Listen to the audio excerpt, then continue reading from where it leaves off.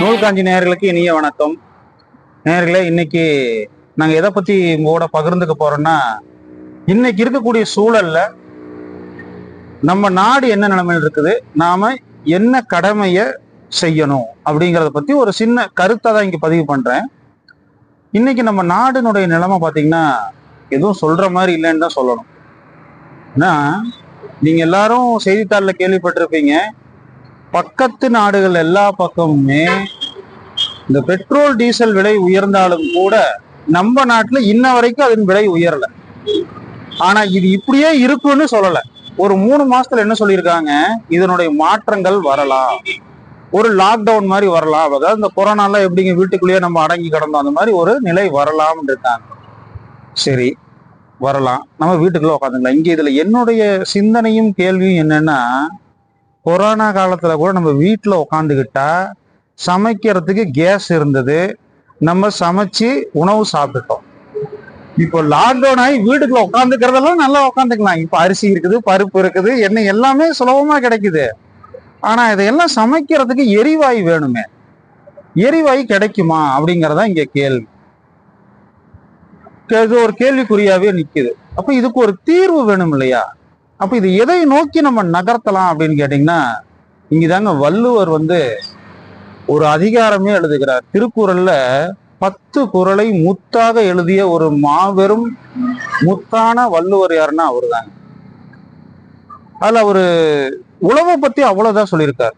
உழவுனா இன்னைக்கு என்ன நம்ம நினைச்சிட்டு இருக்கிறோம்னா, நமக்கு ஒரு இடம் இருக்கணும், ஏர் எடுத்துட்டு போய் நிலத்துல ஊனி நீர் பாய்ச்சி எல்லாம் உளுந்துட்டு ஒரு மாடு கட்டியில இழுத்துட்டு போனாதான் உழவுன்னு நம்ம நினைக்கிறோம்.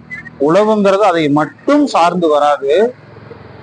நீங்கள் ஒவ்வொருவரும் உங்களுக்கு பிடித்தமான அதாவது சிறு வகையான பல வகை மரக்கன்றுகளை நடுவதும் உழவல் கொலையதான் அது அடங்கும். இது நீங்க ஒன்றும் பெருசா செய்ய வேண்டாங்க. ஒரு நர்சரி கார்டன் போய் ஒரு பூச்செடியில ஒரு பழக்கன்று, ஏன் பழக்கன்று அப்படின்னு நான் சொல்றேன்னா, அதுக்கு நான் ஏங்கிறத நான் அப்புறம் சொல்றேன். இந்த பழக்கன்று நட்டு வச்சீங்கன்னா அது உங்களுக்கு பலன் தருவதற்கே சில ஆண்டுகள் ஆகும். இப்ப எடுத்துக்காட்டுக்கு நம்ம நம்மாழ்வார் ஐயா தான் அடிக்கடி சொல்லிட்டு இருப்பாரு. எல்லாத்துக்கிட்டையும் அவர் இதைத்தான் சொல்லிட்டே இருப்பாரு. உங்க வீட்டினுடைய வாயில்ல, உங்க வீட்டினுடைய அந்த முகப்பு உள்ளுக்குள்ள நுழையும் போதே வலது பக்கத்துல மாதுளை செடிகளையும், இடது பக்கத்துல சீத்தாப்பழ செடிகளையும், ஜன்னல் ஓரமா பலா செடிகளையும், உங்களுடைய வீட்டின் பின்புறத்துல வாழை மரக்கன்றுகளையும் நட்டு வச்சு அப்படியே கீரைகள்லாம் நட்டு வச்சீங்கனாலே உங்களுடைய உணவு தேவை, அதாவது நீங்க சமைக்கவே வேண்டியதில்லை, உணவு தேவைகள் உங்களுக்கு ஒரு 50 விழுக்காடு ஒவ்வொருவருக்கும் பூர்த்தியாகி விடுங்கிறார். இதுதான் நம்மாழ்வார் ஒவ்வொரு வீடாக சென்று ஒவ்வொரு விவசாயிகளையும் ஊக்கப்படுத்தி சொல்லிக்கிட்டே வந்தார். அதற்கு பெயர் கரிம வேளாண்மை என்று பெயர். அதாவது சத்தான பழங்களை உற்பத்தி பண்ணுவதுதான் கரிம வேளாண்மை. அதுக்குள்ளதான் சத்தான காய்கறிகளும் வரும். நான் இங்க பழங்களை மட்டும் சொல்வதால் பழத்தை மட்டும் இங்க குறிப்பிட்டு இருக்கிறேன். இந்த பழங்கள்னால நமக்கு என்னன்னு கேட்டீங்கன்னா, இன்னைக்கு நீங்க போய் பழங்கள் வாங்குறீங்க, யாராவது என்னைக்காவது பழுத்த பழங்களை சாப்பிட்டுருக்கிறேன்னு மனசார சொல்லுங்க பார்க்கலாம். கொய்யாப்பழம் சாப்பிடுறீங்க, வாழைப்பழம் சாப்பிடுறீங்க, மாதுளை சாப்பிடுறீங்க, சீத்தாப்பழம் சாப்பிடுறீங்க, பப்பாளி சாப்பிடுறீங்க, பலாப்பழம் எல்லாமே சாப்பிடுறீங்க. இதுல ஏதாவது ஒண்ணு நான் மரத்துல இருந்தே பழுத்த பழமா பறிச்சு சாப்பிட்டுருக்கிறேன்னு ஒருத்தர் சொல்லுங்க பார்க்கலாம். வாய்ப்பே கிடையாது. இவ்வளவு ஏங்க, முக்கணியில ஒரு கனியான மாங்கனி, அந்த மாங்கனியினுடைய அந்த சாறுக்காகவே சாப்பிட்டவங்க நாங்கெல்லாம். அதாவது நாங்கெல்லாம் பாத்தீங்கன்னா, நீங்கெல்லாம் சொல்லுவீங்களே 90s கிட்ஸ், நாங்கெல்லாம் அந்த ஆளுக்கு தான். நாங்கெல்லாம் எங்க வீட்டுல இருந்து அந்த பள்ளிக்கூடத்துக்கு நடந்து வரும் பொழுதே பழுத்த மாங்கனி அப்படியே மரத்துல ஏறி பறிச்சு சாப்பிடுவோம்.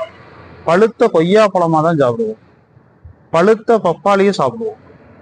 இன்னைக்கு அப்படி எதுவுமே கிடைக்கிறது இல்லைங்கிறதா எங்களுடைய வேதனை. இப்படி பழுத்ததா கிடைக்கலன்னா என்ன ஆகுங்க, உடம்புக்கு கோளாறு கொடுக்கும். நீங்க நல்லா யோசிச்சு பாருங்க. நமக்கு ரொம்ப பிடிச்சது லெமன் ஜூஸ். அது என்னைக்கா நீங்க பழுத்த பழத்துல லெமன் ஜூஸ் போட்டிருக்கிறீங்களா?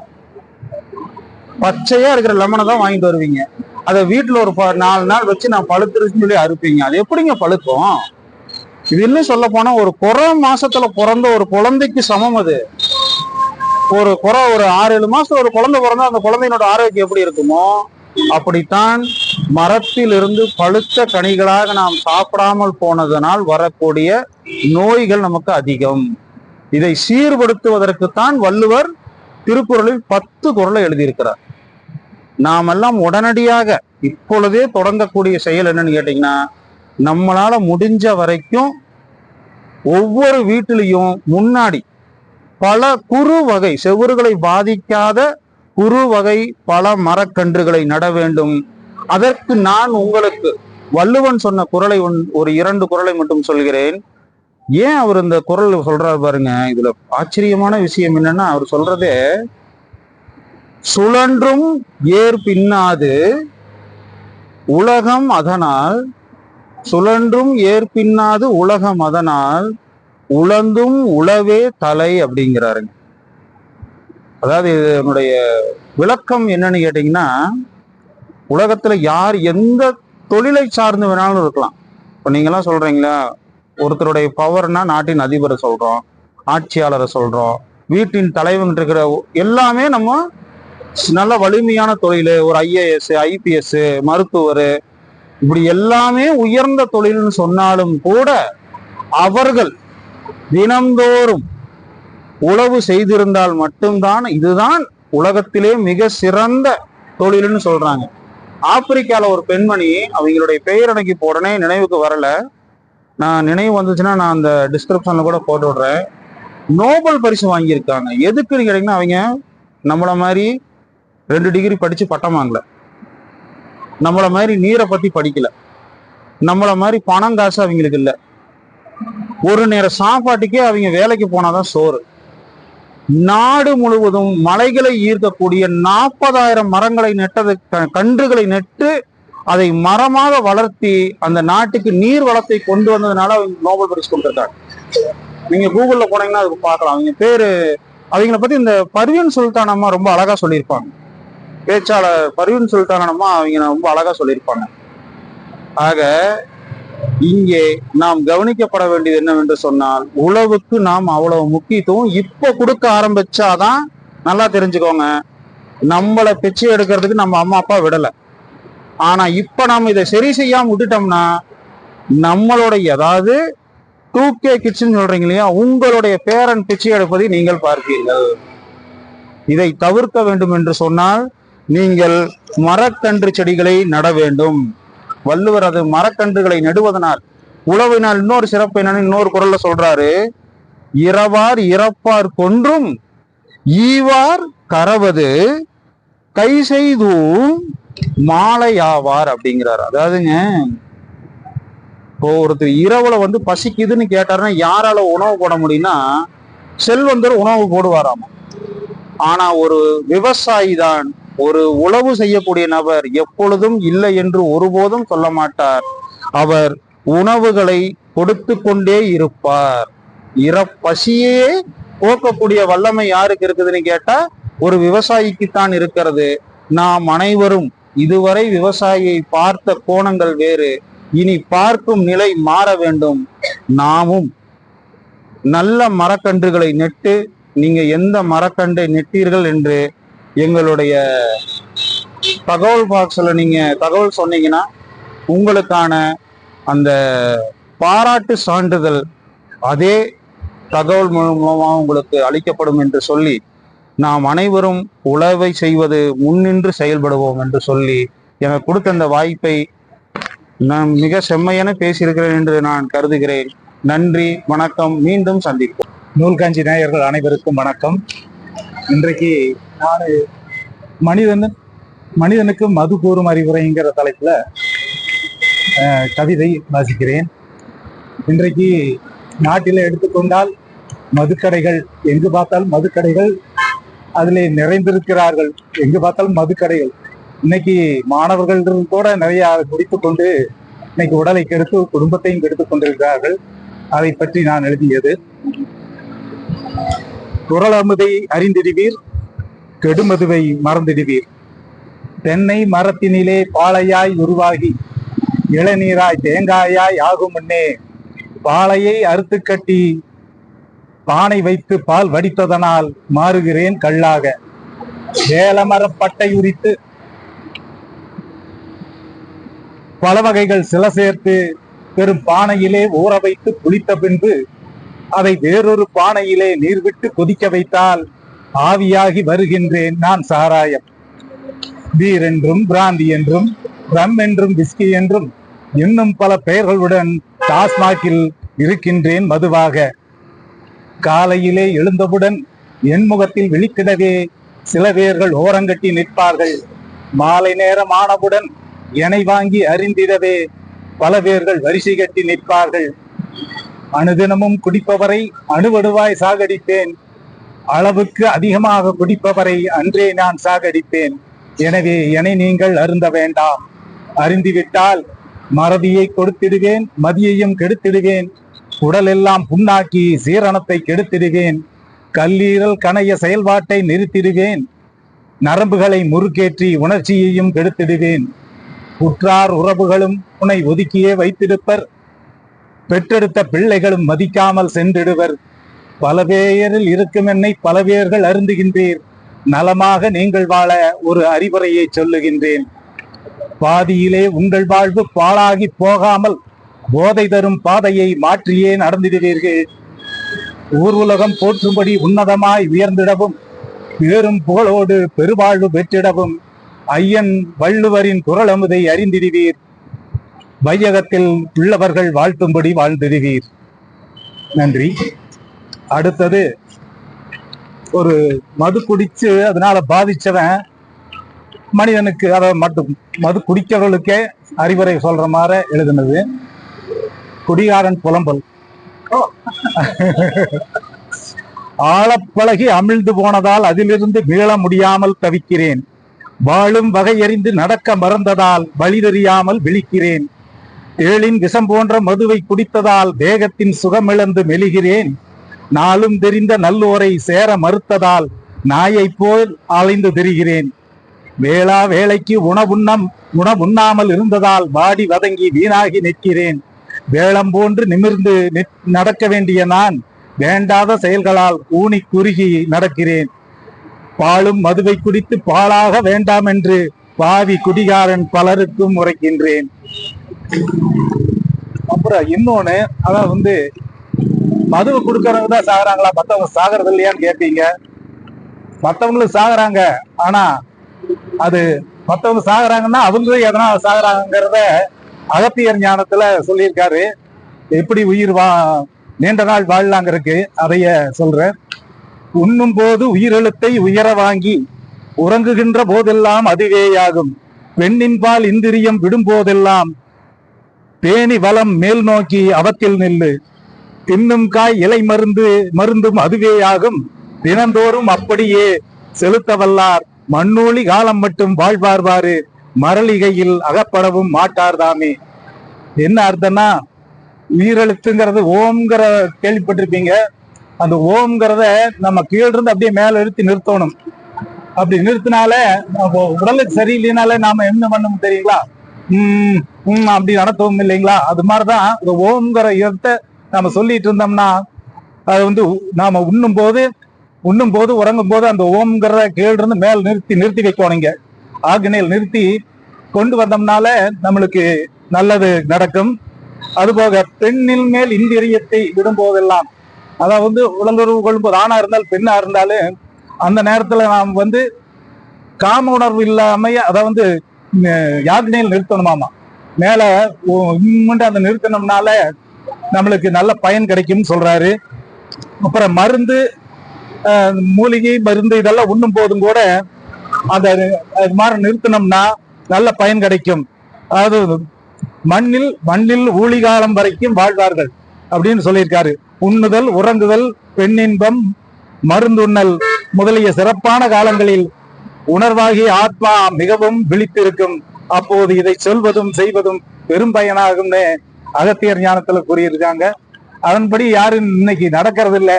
அதன்படி நடந்தா நல்லபடியா வாழலாம்னு சொல்லி அனைவருக்கும் நன்றி கூறி விடைபெறுகிறேன். நன்றி, வணக்கம்.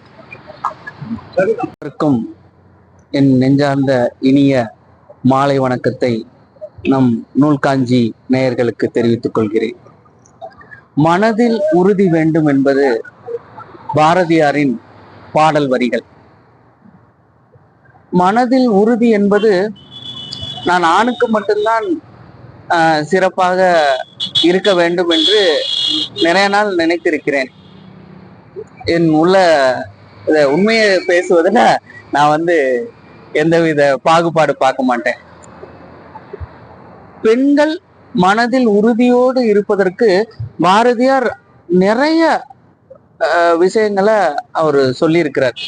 ஒவ்வொரு இடத்துலயும் மனதுல உறுதி இருக்கணும். படிப்புக்கு, கல்வி, அடுப்பூதும் பெண்களுக்கு கல்வி எதுக்குன்னு சொன்ன காலகட்டத்துல எல்லாம் இவங்களுக்கு கல்வி கட்டாயம் வேணும் அப்படின்னு சொல்லி அந்த இது பண்ணாரு. அப்ப அந்த உறுதி இல்லாமல், மனதில் உறுதி இல்லாமல் ஒரு செயலை செய்ய முடியாத காலகட்டத்தில் பெண்கள் இருக்கிறார்கள். அவர்கள் மிக மன வலிமையில் ஆண்களை விட மேலானவர்கள். அந்த மன வலிமையை சரியான முறையில் பயன்படுத்துவதற்குண்டான அவர்களுக்கு வழிவகை ஏற்படவும் இல்லை, ஏற்படுத்தி கொடுக்கப்படவும் இல்லை. அந்த வகையில் டாக்டர் அம்மையார் முத்துலட்சுமி ரெட்டி அவர்களை ஒரு சில வார்த்தைகள் பகிர்ந்து கொள்ள இந்த இடத்தில் நான் விருப்பப்படுகிறேன். ஏனென்றால் நான் சிறு வயதில் இருக்கும் பொழுது எனது சித்தி அவர்கள் கர்ப்பிணி பெண்ணாக இருக்கும் பொழுது அவர்களை ஆஸ்பத்திரிக்கு கூட்டு போறதுக்கு போயிட்டு இருக்கும்போது அப்ப சொல்றாங்க, இந்த மாதிரி முத்துலட்சுமி ரெட்டி மகப்பேறு உதவித்தொகைன்னு கர்ப்பிணி பெண்களுக்கு இருக்கு, அது உங்களுக்கு தெரியுமா அப்படின்னு சொல்லி கேட்கும்போது, அப்படியா அப்படின்னு சொல்லி அதை ஒரு புதிய ஒரு அனுபவத்தோட அதை தெரிந்து கொள்கிறோம். அப்ப எனக்குள்ள ஒரு தேடல், இந்த முத்துலட்சுமி ரெட்டியோடைய பெயரிலே மகப்பேறு உதவி கொடுப்பதற்கு அரசாங்கம் இந்த அனுமதி வழங்கியிருக்கின்றால் அவர் பேர்களே, அப்ப அவங்க எவ்வளவு ஒரு பாடுபட்டு அவங்களுடைய சிரமத்தை எல்லாம் மீறி நிறைய கடுமையான பாதைகளை கடந்து வந்துதான் இந்த பெயர் கிடைக்கிற அளவுக்கு அவங்க செய்திருக்க வேண்டும். அப்ப என்ன மாதிரி பாடுபட்டு இருக்கிறார்கள் அப்படின்றதான் நம்ம இப்ப ஒரு ஒரு ஒரு 3 காரியங்களை குறித்து நான் சொல்லலான் இருக்கேன். அதுல முதல்ல தேவதாசி வம்சத்தில் வந்த கடைசி பெண்மணி முத்துலட்சுமி ரெட்டி அவர்கள் தான் இருக்கிறாங்க. அந்த திட்டத்தை முறியடிக்கிறதுக்கு அந்த தேவதாசி குலத்தில் பிறந்த பெண்மணி இவர்கள் வந்ததுக்கு அப்புறம் அந்த தேவதாசி திட்டத்தையே ஒழிக்க வேண்டும் என்று நிறைய போராடி இருக்கிறார்கள். ஜாதி மத பேதமின்மை, எல்லா பெண்களுக்குமே சம உரிமை கிடைக்க வேண்டும்னு அவங்க ரொம்ப போராடி இந்த பெண் சுதந்திரத்தை பெற்றுக் கொடுத்திருக்கிறார்கள். அந்த பெண் சுதந்திரத்திலும் மிகப்பெரிய ஒரு முக்கியமான ஒரு இது இந்த மகப்பேறு திட்டம் தான். ஏன்னா பெண்கள் கடந்த காலங்கள்ல வறுமை நிலையில் நிறைய பெண்கள் கர்ப்பிணி பெண்களா இருந்திருப்பாங்க. அவங்களுக்கு சத்தான ஆகாரம் அதெல்லாம் சாப்பிட்றதுக்கு உண்டான வசதி வாய்ப்பு இருக்காது. அப்ப இந்த ஒரு தொகை அரசாங்கம் மூலமாக கிடைத்தால் அவர்களுக்கு சத்தான ஆகாரங்கள் கிடைக்கிறதுக்கும் அவங்களுக்கு ஏதாவது ஒரு வகையில உதவுன்றதுதான் இந்த திட்டத்தினுடைய அடிப்படையில அவங்க செஞ்சிருக்காங்க. அதுக்காக நாங்க மனதார நன்றிகளை தெரிவித்துக் கொள்கிறோம். இந்த ஒரு காரணம். இரண்டாவது, இந்த கல்வி அறிவு அதிகம் பெண்கள் படிக்கவே கூடாதுன்ற காலகட்டத்தில் இவங்க மருத்துவரா படிச்சிருப்பது மிகப்பெரிய ஒரு சோதனையில் ஒரு சாதனை. அப்படிதான் இவங்க கடந்து வந்திருப்பாங்க. அவங்களுடைய வாழ்க்கையில நிறைய இது பண்ணியிருக்காங்க. என்ன ஒருன்னா, அந்த காலகட்டத்துல மருத்துவர் படிப்புன்றது ஒரு எட்டாத கனி. ஆண்கள் மட்டுமே படித்து மருத்துவராக இருக்கக்கூடிய காலகட்டத்தில் ஆண்க்கு நிகரா ஒரு பெண் மருத்துவ கல்லூரியில் கலந்து கொண்டு படிப்பதுன்றது ரொம்ப சிரமமான. இவங்களுடைய குடும்ப சூழ்நிலைகளும் அந்த மாதிரி இருந்திருக்கு. சுற்றுச்சூழல் வசதி வாய்ப்புன்றது சராசரியா இருந்தாலும், பெரிய ஜமீன் குடும்பமோ அப்படி இல்லாம சராசரியா இருந்தாலும் கல்வி அப்படின்ற வர்றப்ப வந்து அந்த உரிமை கிடைக்கிறதுக்கு நிறைய போராடிருக்காங்க. அதுல வந்து என்னன்னா 1912 மருத்துவ பணி செய்து கொண்டிருக்கிற போது மிகப்பெரிய ஒரு சவாலான ஒரு இதா இருந்திருக்கு. அந்த தமிழ் ஆர்வலர்கள் பன்முகங்களை இவங்கள்ட்ட இருந்திருக்கு. என்ன பண்ணா தமிழ் மீது பற்று கொண்டு இவங்க நிறைய நூல்கள் வந்து எழுதியிருக்காங்க. அதுல வந்து இவங்களை வந்து பாராட்டி இந்த விருது வழங்கியிருக்காங்க. பத்மபூஷன் விருதை வந்து 1912 வந்து இவங்க இந்திரா காந்தி அம்மையார் தான், சரி,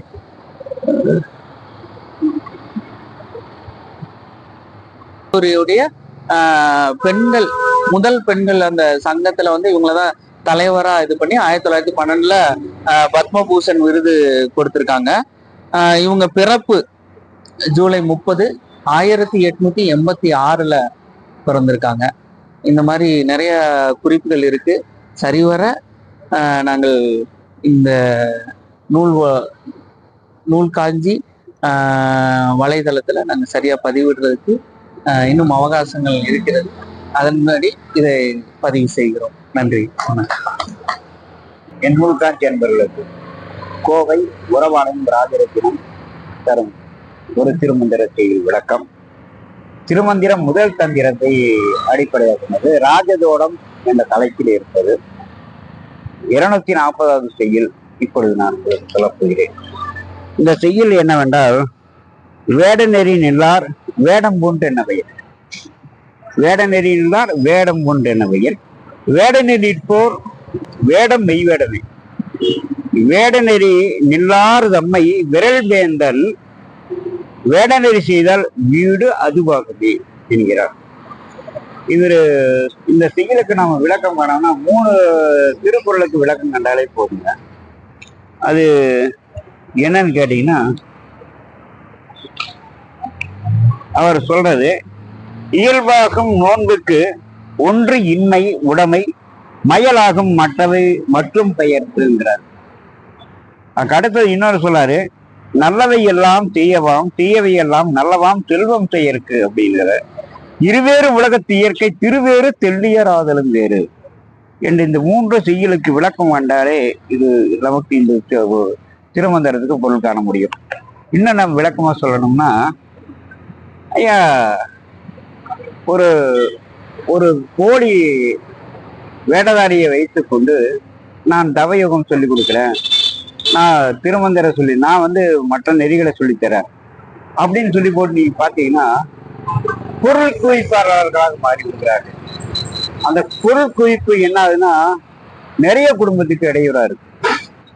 இதுல வந்து படித்தவர்களையே ஏமாந்து போயிடுறாங்க. அதுதான் மிகப்பெரிய பிரச்சனை. இப்ப நீங்க சொல்ல போனா, ஒருத்தர் வந்து இப்போ ஒரு இடத்துல வந்து என்ன பண்ணா, 100 பேருக்கு மலைவாழ் மக்களுக்கு அந்த இடத்த தானமா கொடுத்துட்டு போய் விவசாயம் பண்ணி கொடுத்துருந்தாங்க. ஆனா அந்த விவசாய பூமியும் தற்காப்பு ஒரு படித்த பட்டதாரி பெண்களை, அதாவது அவங்க அப்பா இத்தனைக்கும் அவர் யாருன்னு கேட்டீங்கன்னா லா காலேஜில் ப்ரொஃபஸர். இவங்க அம்மா யாருன்னு கேட்டீங்கன்னா, இவங்க அம்மா வந்து ஒரு அதாவது மகளிர் அணி சுய உதவி குழு வச்சு கிட்ட ஒரு 3 பேருக்கு சுய தொழில் வாய்ப்பை ஏற்படுத்தி கொடுத்தவர். இவருக்கு பிள்ளைகள் சுத்தமா அறிவுப்படுத்தி விட்டு 19 கிட்டத்தட்ட 19 வருடமாக ஒருவர் அனுப்ப மாட்டேங்கிறார். இது வந்து ஆட்பெரும் மனு கொண்டு வந்தாலும் கூட 19 வருஷமா செயல்படுத்தவே முடியல. என்னடா அதுன்னு கேட்டா, இந்த நிலையில நமக்கு நாளை ஒரு தேர்தல் கூட வரப்போகுது. ஆனால் இப்போ மத்திய கவர்மெண்டாலையும் முடியல, மாநில அரசாலையும் முடியல அந்த பிள்ளைகளை 18-19 வருஷமா கொண்டு வர. அப்படிங்கும் போது அந்த பெற்றவனுடைய மன வருத்தம் எப்படி இருக்கும்? இப்படி படித்தவர்களையே இவ்வளவு பெரிய சிக்கலுக்காளா இருக்கிறார்களே. அது மட்டும் இல்லாம ஒரு 100 ஏக்கர் நிலத்தை கைப்பற்றி கொண்டு இருக்கிறாரே, அவரை தண்டிக்க வழியே இல்லையா என்று 2 அரசும் திணறுகிறது என்றால் என்ன காரணம் என்றால் பொருள் குவிப்பு என்பதுதான். அந்த பொருள் குவிப்பிலே பாருங்க, பணம் எப்படி பயன்படுதுன்னா, கருப்பு பணம், கள்ள பணம், நல்ல பணம், அருளும் பணம். இந்த பணங்கள் வந்து அருளும் பணமாக இருப்பது மட்டுமே பயன்படுத்தினால் நாடு நல்லா இருக்கும். இந்த கருப்பு பணமும் கள்ளப்பணம் புழக்கத்தில் இருக்கும்போது மக்களுடைய வறுமை நிலை போகாது, நடுத்தர மக்கள் முன்னேற முடியாது. அது மட்டும் இல்ல, பணத்தை குவித்தவன் என்ன வேணாலும் அட்டகாசம் செய்யலாம் அப்படிங்கிற நிலைமைக்கு வந்துடுவாங்க. இந்த நிலைமைக்கு வரும்போது நாடு நாளாக இருக்குமா சொல்லுங்க? இந்த நேரத்தில் நமக்கு பொது தேர்தல் வரப்போகிறது. இந்த பொது தேர்தல் யாரை தேர்ந்தெடுப்பது என்ற ஒரு குழப்ப நிலை நமக்குள் வருகிறது. இதற்கு இந்த திருமந்திரம் சொல்லுகிறது என்னவென்றால், வேடநெறி நெல்லார் வேடம் போன்று என்றவையே.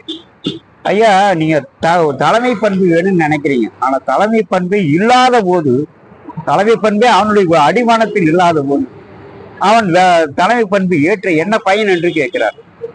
வேடநெறி இப்போ வேடம் மெய் வேடனை பாருங்க. ஒவ்வொரு குழந்தைக்கு தான் படிக்காவிட்டாலும் இன்னைக்கு எத்தனையோ ஏழை மக்கள் படிக்க வேண்டும் என்றதற்காக ஒரு முயற்சியை எடுத்தார். ஈராளுமை திட்டத்தை கொண்டு வந்தார். அவர்கள் காலத்தில் கட்டப்பட்ட அணைகள் எவ்வளவு, இதெல்லாம் கணக்கு பார்க்கும் போது இவர் படிப்பு பெருசு அல்ல, மனம்தான் அங்கு பெரிது. தர்மம், தூய சிந்தனை மனம்தான், சேவை மனம்தான் அங்கு பெரிது அப்படிங்கிறது இந்த செயல் வேடம். இந்த இப்போ மூணாவது செயல் சொல்லுங்க, என்ன சொல்றான்னா, வேடம் போன்று என்ன பயன் என்று கேட்கிறார். அதாவது வேடனில் இப்போ இப்படி உண்மையான சேவை செய்யும் மனோபாவம் கொண்டவர்களால் மட்டுமே பாருங்க போலி வேடதாரிகளை அகற்ற முடியும். இதுக்கு திருவள்ளுவம் சொல்லுகிறது. துறவு என்றால் என்ன அப்படின்னு அவர் சொல்லுது. அதாவது, ஐயா, பணங்காசு எல்லாம் வேண்டாம், நீ சேவை செய்யுங்கிற மனப்பான்மை உன்னிடத்தில் இருந்தால் பணங்காசே அந்த இடத்தில் தேவையில்லை, பணங்காசே தேவையில்லை. ஆனா இயல்பாக நீ செய்கிற முயற்சி தளராத முயற்சியாக இருக்கணும், விடாமுயற்சியாக இருக்கணும். அது தற்கரம தவயோகத்தில் நீ நிலைத்து நிற்க வேண்டும். அப்படி நிற்கும் போது மட்டும்தான் உன்னுடைய வெற்றி நிரந்தர வெற்றியாக அமையும். அதுதான் துறவு என்று வள்ளுவர் சொல்கிறார். சரிப்பா, இப்போ இதுல ரெண்டு வகை, இந்த சேவை செய்வர்கள் ரெண்டு வகையால இருக்காங்க. இந்த தலைமை ஏற்கும் பதவிகள் ஒன்று வரும், எப்பவும் எளிமையா ஏழையாவே இருப்பார். அவர் பொருள் பற்ற பத்தி கவலைப்பட மாட்டார். ஆனா இன்னொருவர் பொருள் சேருவதற்காக என்ன வேணாம் செய்வார். இதைத்தான் என்ன சொல்கிறார், இருவேறு உலகத்து இயற்கை திருவேறு தெளியராதலும் வேறு அப்படின்னு அவர் சொல்றார். ஆக பணம் படைத்தவன் நல்லதெல்லாம் கெட்டதா காட்டுறது, கெட்டதெல்லாம் நல்லதா காட்டுறது அவனுடைய பணி ஐயா, இது அவனுடைய இயல்பு என்று வள்ளுவரே சொல்றாரு. சரி, நல்லவையெல்லாம் இன்னொன்னு, இருவேறு உலகத்து இயற்கை திருவேறு தெளியராதலும்.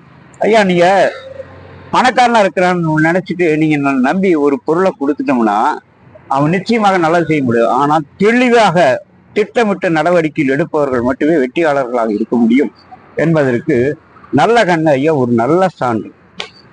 பாருங்க, 1956 தீவிரவாதி என்று கைது செய்யப்படுறார். 46 கைது செய்யப்படுறார். கிட்டத்தட்ட கணக்கு பார்த்தீங்கன்னா 48 கைது செய்யப்படுறார். 56 விடுதலை ஆகிறார். விடுதலை ஆனதுக்கு பின்னால அவருக்கு 60 வயசுல ஒரு திருமணம் நடக்குது. என்னன்னா, அஞ்சுக அம்மையார் அப்படிங்கிறவரை மண்ணுசாமிங்கிற ஒரு கம்யூனிஸ்ட் கட்சி தோழர் சொல்லிட்டே கொடுக்குறாரு. என்னன்னு சொல்லிட்டு கொடுக்குறாருன்னா, மருமகன் நாட்டுக்கு பயன்படுத்து, நீ வீட்டுக்கு பயன்படுமான்னு சொல்லிட்டு பொண்ணை கொடுக்குறாரு.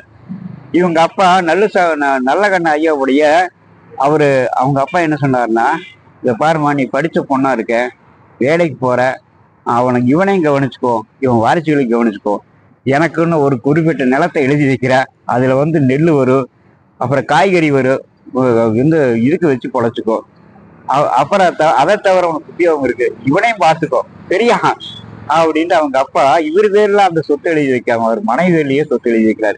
இருந்தாலும் இவர்களுக்குள் பூசல் வந்ததா என்றால் இல்லை. இவர்கள் இருவருமே ஒரு கார்ல் மார்க்ஸ், ஜென்னி, இவர்களுடைய வாழ்க்கைக்கு உதாரணமாக வாழ்ந்திருக்கிறார்கள் கடைசி வரைக்கும். இவரிடம் எல்லா பொருளையும் எது கொடுத்தாலும் தெரியும், கம்யூனிஸ்ட் கட்சி கொடுத்துருப்பாரு, இல்லாட்டி நூலகத்தை கொடுப்பாரு, இல்லைன்னா புத்தக பதிவத்துக்கு கொடுப்பாரு, இப்படிதான் பணம் கொடுப்பாரு. ஐயா, ஆனந்தவுடன் பத்திரிகை கொடுக்குது கம்யூனிஸ்ட் கட்சி கொடுக்குறாரு. ஒரு காங்கிரஸ் தலைவர் ஒரு காரை வாங்கி கொடுத்து டிரைவரையும் போட்டு கொடுக்குறாரு, அதையும் கொண்டு போய் கம்யூனிஸ்ட் கட்சியை கொடுத்து வர்றாரு. ஏன் எடுக்க மாட்டேங்கிறேன் அப்படின்னு கேட்கிற போது, எனக்கு என் மனைவி மக்களுக்கு எந்த வகையிலும் ஒரு கெட்டவர் அவங்க ஆதரவில் தான் நான் வாழ்கிறேன் என்று இந்த பெருமை இந்த உலகத்துக்கு நான் நிரூபிக்க வேண்டும் என்று சொல்கிறார். இவ்வளவு எளிமையானவர், எடுத்த முயற்சிகள் எல்லாம் வெற்றி. பாருங்க, தஞ்சாவூர்ல கிட்டத்தட்ட பார்த்தீங்கன்னா மிகப்பெரிய காங்கிரஸ் தொண்டர் தலைவர் ஒருவர். இவர் வந்து ஐயா நீங்க பாடுபட்டு பல காலம் பாடுபட்டவருக்கு நாம ஏதோ ஒரு வகையில் நல்லது செய்யணுமே அப்படின்னா ஏன் ஐயா அவங்களுக்காக ஒரு குறிப்பிட்ட நிலத்தை எழுதி வைக்க முடியாதுன்னா, அப்ப அந்த காங்கிரஸ் தொண்டர் இவருக்கு மரியாதை கொடுத்து அவர் காலில் விழுந்து, ஐயா 100 தொண்டர் 100 வேலைக்காரனுக்கு என்னோட சொத்தை நான் பாகமா எழுதி வச்சிருக்கேன் பாருங்க ஐயாங்கிறது. அப்புறம் அதே மாதிரி என்ன பண்றாரு, இந்த இது இது வந்து நீங்க சொல்ல போனா அது ஒரு காரணம். இப்போ சமீப இருக்கிற அதாவது வைசாலி அப்படிங்கிற அந்த கிராமத்து மக்களுக்கும் போராடி, இப்படி எங்க போராட்டம் பண்ணாலும் தன் மனைவி கிட்டவோ மக்கள் கிட்டவோ சொல்லாம அவர் வெளியே போனது இல்லையா. அப்படி சொல்லி போட்டு வெளியே போறா. ஒரு 80 வயது இருக்கும்போது அவங்க பிள்ளைய கெஞ்சுறாங்க, அப்பா நீ கொஞ்சம் உங்க சேவையை கொஞ்சம் குறைச்சிக்கலாமல்லன்னு. அப்பவும் கூட அம்மா சொல்றாங்க, நீங்க சேவை செய்யுங்க, அதுதான் உங்களுக்கு விருப்பமான சேவை செய்யுங்கன்னு. அப்படி சேவை செய்து மிகப்பெரிய அச்சீவ்மெண்ட்டை பண்ணிட்டு தன்னுடைய வாழ்க்கையில எதுவுமே இல்லாத அளவுக்கு இருந்தாலும் கூட அவருடைய சாதனைகள் மிகப்பெரிய சாதனையாக பாராட்டப்படுகிறது. அப்படி பாராட்டப்படுவதற்கு காரணம் அந்த தலைமை பண்பு. அந்த தலைமை பண்பு இன்றைய அரசியல்வாதிகளுக்கு இருக்கிறதா என்று கேட்கும்போது நமக்கு கஷ்டம். அதே சமயத்துல இப்போ நாம அதுக்காக ஓட்டு போடாமையோ அல்லது வருகிற எலெக்ஷன்னா ஓட்டை பதிவு பண்ணாம இருக்க முடியாது. ஆனா நாம் ஓட்டை பதிவு எப்படின்னு கேட்டீங்கன்னா, நம்ம ஊருக்குள்ள நம்மை மதித்து ஒரு தொண்டர் இருக்கிறார் என்றால் அவர் தலைவராவதற்கு முடிந்த அளவுக்கு முயற்சி செய்யுங்கள். அப்படி முயற்சி செய்தால் அவருடைய ஒரு நல்ல நன்மையாக இருக்கும். இவர் வந்து எனக்கு ஒரு கார்த்திக் என்ற ஒரு நண்பர் இருந்தார். அவர் என்ன கேட்டாலும் கொடுத்தாரு. நான் அவர்கிட்ட அதிகம் அணுக மாட்டேன். ஆனா எல்லாமே அவர் எனக்கு செய்து கொடுத்ததை பார்த்து நான் வியந்து ஆச்சரியப்பட்டிருக்கிறேன். ஏனென்றால் எந்த நேரத்துல போன் எடுத்தாலும் எடுப்பார். அப்படி ஒரு நட்பை பாராட்டி நீங்க செய்யுங்க. இதே போல நிறைய படித்தவர்கள் தன் பிள்ளைகளை நம்பிக்கொண்டு இப்போ ஒரு ஆசிரமத்தில் கொண்டு நான் எதுவுமே உங்களுக்கு செய்ய வேண்டியதில்லை, எனக்கு துறவு என்பது இங்கே இருப்பதுதான் வாழ்க்கை என்று சொல்லுகிற பெண்களை அதிகம் நம்பாமல் தயவு செய்து சொல்லுங்கிற அந்த 19 வருட போராடலை நீங்க தயவு செய்து என்னன்னா இந்த நூல் காட்சி மூலமாக உங்களுக்கு சொல்லப்படுகிற அறிவுரையே தான். ஏன்னா 19 வருஷமாக நீங்கள் அந்த பொண்ணை பெண்ணிடத்தில் போராடுவீங்க. அந்த இன்னொரு பெண்ணை தத்தெடுத்து வளர்த்தி இருக்கலாமே. உங்களுடைய நோக்கத்துக்காக வளர்த்தி இருந்தால் அந்த பெண்கள் நாளை அவர்களால் வஞ்சிக்கப்பட்ட போது அல்லது வஞ்சிக்கப்படாமல் திரும்பி வரும்போது அந்த பெண் குழந்தைக்கு ஆதரவாக இருந்துக்கிறவங்களா. எனவே தீய நெறி சமூகத்தில் விடுபடுவதற்கு திருமந்திரம் சொல்லுகிற வழியே இதுதான். வேடனை, அதாவது இன்னைக்கு அரசியல் தலைமை பண்பு சரியில்லாத போது அங்க குற்றவாளிகள் பெருகி விடுவார்கள் என்பதைத்தான் என்ன சொல்றாருன்னா, வேடனை நின்றார் வேடம் பூண்டு என்ன வயல் என்கிறார். குற்றங்கள் பெருகி இருக்கின்றன என்பதைத்தான். வேடநெறி நிற்போர் வேடம் மெய் வேடமே. ஐயா நீங்க பாருங்க, நம்ம இவரா காமராஜர் ஆகட்டும் அல்லது அன்னை தெரசாவாகட்டும் தலைமை பண்பில் முதல் நிலையில் இருந்ததுனாலதான் இன்னைக்கு தலைமை பண்பு ஏற்ற அத்தனை நிலைகளும் நல்ல தலைமைகளாக இருக்கின்றன என்பதைத்தான் மெய் வேடமே என்கிறார்.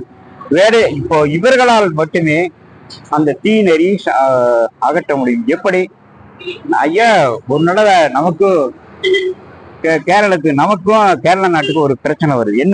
என்ன பண்ணலாம், என்ன தனி தரமாட்டையா நம்புறாரு காமராஜர்.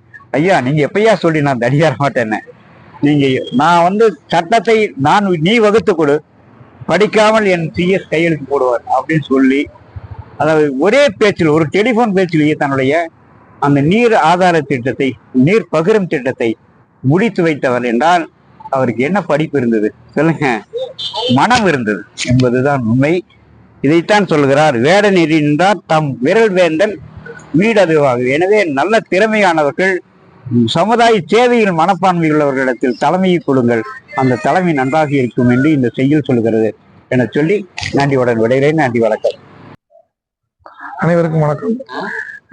நூல் காஞ்சி வலையொலி தலைவர்களுடைய அன்பு தோழர் சோமு அவர்களுக்கும் அந்த வலையொலி தளம் மீண்டும் சிறப்பாக 4 பார்வையாளர்கள் அதிகமாகும் போது வாழ்த்தி எனது சிறு கவிதையை வாசிக்கின்றேன்.